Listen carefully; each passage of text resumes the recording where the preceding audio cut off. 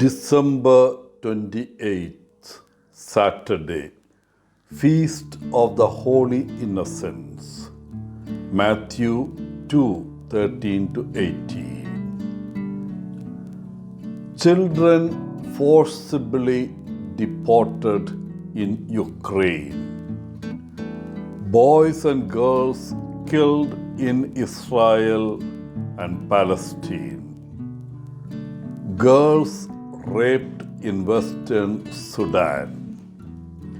These and other children around the world are victims in huge numbers of grave international crimes.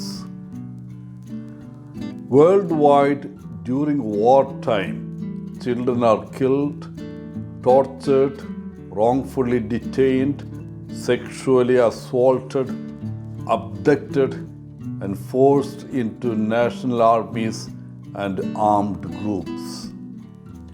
The targeting of schools and hospitals and the unlawful blocking of humanitarian aid denies them their rights to education and health.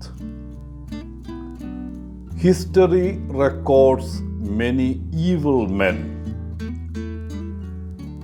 We have some famous names: Hitler, Osama bin Laden, Saddam Hussein, Mussolini, Stalin, and Herod, just to name a few.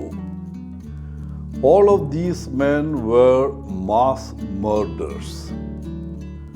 Herod, as you will see, was one of the worst because children were his victims. The massacre of the innocents was the first clash of religion and politics in Christian history.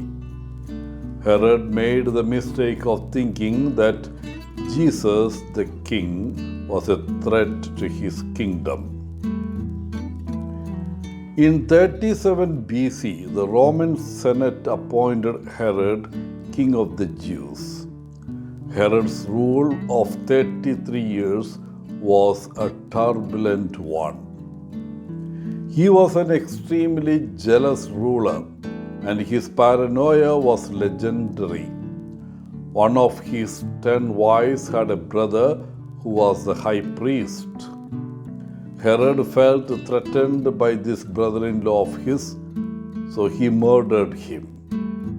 Then he killed his wife too. At one point, he was afraid of a plot against him by 2 of his sons, so he murdered both of them. He was a brutal, merciless man. So it is no wonder that Matthew tells us that Herod was deeply disturbed when he learned that a child had been born who was being called King of the Jews.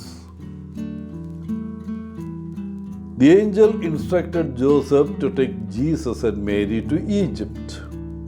Why Egypt, which was at least an 80-mile trek from Bethlehem? For one, there was a large Jewish refugee community in Alexandria. Another reason is because Egypt was outside the jurisdiction of Herod, so they would be immediately safe once they entered Egypt. But there is another reason here. Jesus was inaugurating a new exodus.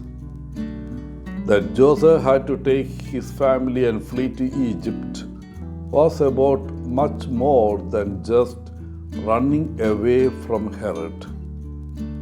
This was about fulfilling prophecy. Just as Israel was God's son brought out of Egypt, what Matthew wants us to see here is that Jesus is God's son being brought out of Egypt. While it is heartbreaking to imagine the slaughter of these children, the holy innocents, our sense of pain for them can stir us now to do what we can for the suffering children of our world.